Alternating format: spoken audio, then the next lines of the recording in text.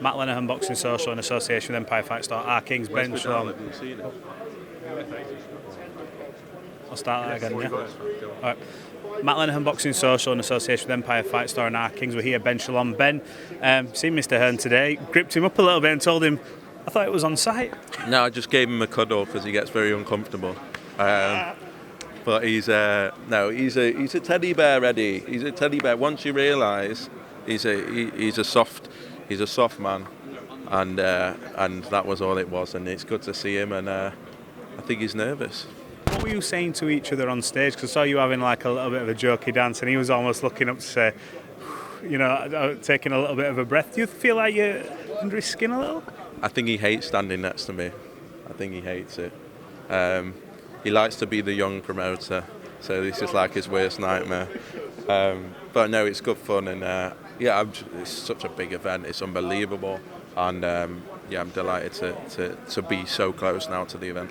Well, look, it is about the fighters, but you're coming into this with a lot of confidence. You just had a huge event, a big rematch with Frank Warren. You rolled into this one, which is the biggest of the biggest in terms of this country, Eddie Hearn. If you come out of this, and you mentioned in our interview a few days ago, look, I've been criticised a lot of last years. Is this going to be, you've had bad nights. You mentioned Fraser Clark, Ben Whittaker. If you get through these 2 weeks with 2 scalps, you're going to, although the boxers reap the rewards, you're going to be sat driving back to Manchester, London, wherever going, it was all worth it, wasn't it? 100%. I think last Sunday, that will, and it might not be big for many people, but for me, that will live with me for a long time. It was amazing night. And we're going to have another amazing night on Saturday to do Frank Warren, who didn't turn up, which was interesting, to do that on Sunday, and now to have Saturday. I think we're going to win again. Before we talk about this fight, just quickly, Frank Warren wasn't there. I think I heard you mention something in another interview. Were you expecting him there? Was he supposed to come? I know sometimes promoters do cross paths on these shows.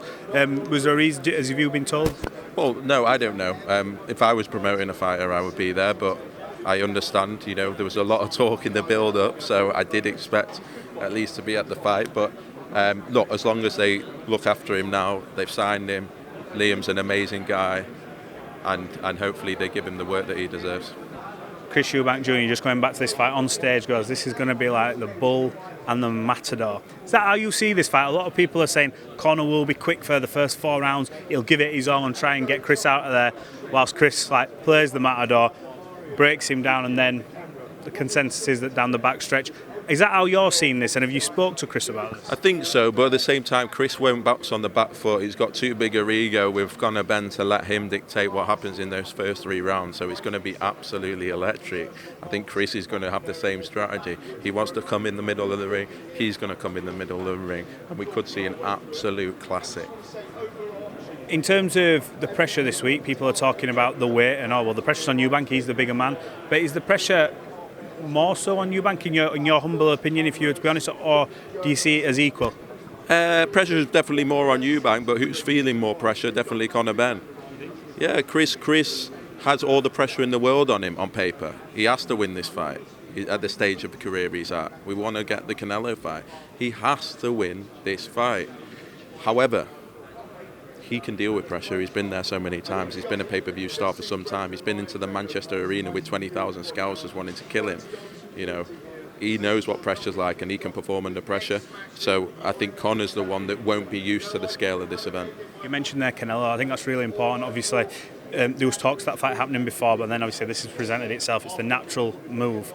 Is there a realistic chance, providing he gets through? Have you had these talks with HE or with the Americans that we can get this going? Look, Turkey said it publicly. The winner will be able to fight Canelo. I think Chris, we've got 2 fights here. I think February next year you'll be seeing Eubank Jr against Canelo. I believe it. There's not many people that bring a lot to the table for Canelo. But when you've got, for me, the biggest star outside the heavyweight division in Britain, in a place that I know Canelo loves and I know has never fought here, I think it's an absolute certainty that that it will happen, providing Chris Eubank Jr comes through these 2 fights. You've got this card as well, Vidal Riley. I feel like for Vidal this is like the ultimate to sort of say, because when we moved over, he's the influence of the big following, but he's got an opportunity now against Chef Clark, who has that amateur pedigree. This would be one of the most legitimate sort of crossover turnarounds ever.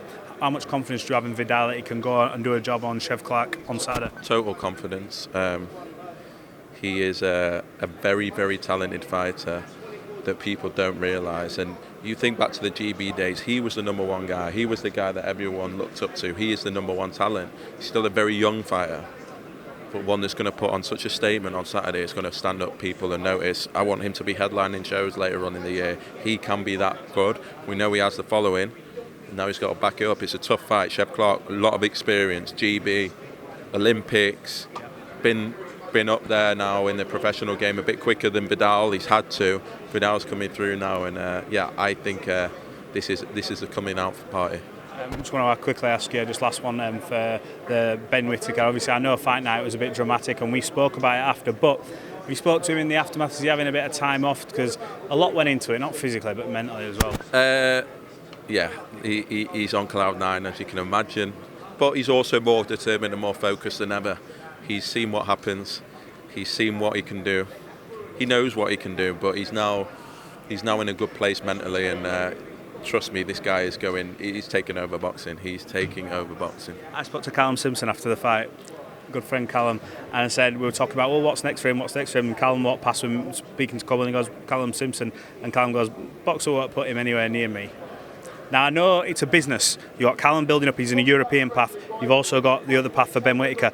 Is there a time where them two just goes, you know what, we can't not do it now? Listen, for me, could be a pay-per-view fight down the line. Callum Simpson is the biggest ticket seller in this country. No one mentioned it. He's by far the biggest ticket seller. How much has gone now for 15,000 already. Done? Yeah, 50. No, but we're trying to extend. Yeah. Like the guy, it's a joke. 15 are sold? 15. And so this guy is a freak. He's a freak. I want to see how far he can go in the super middleweight division. I don't think, personally, he should be jumping up to light heavyweight just yet, but he's got the frame for it, 100%. For me, they're both on their paths. They're both doing what they can in their respective weight divisions. It's a fight I'm sure that fans will want to see down the line. But right now, you've got Ben Whittaker headline for the first time. You've got Callum Simpson doing stadiums. It's a great place to be. Ben, I really appreciate your time. All the best for the rest of the week. We may catch up before the end. We'll catch up Fight Night if not. Thank you. Cheers, man.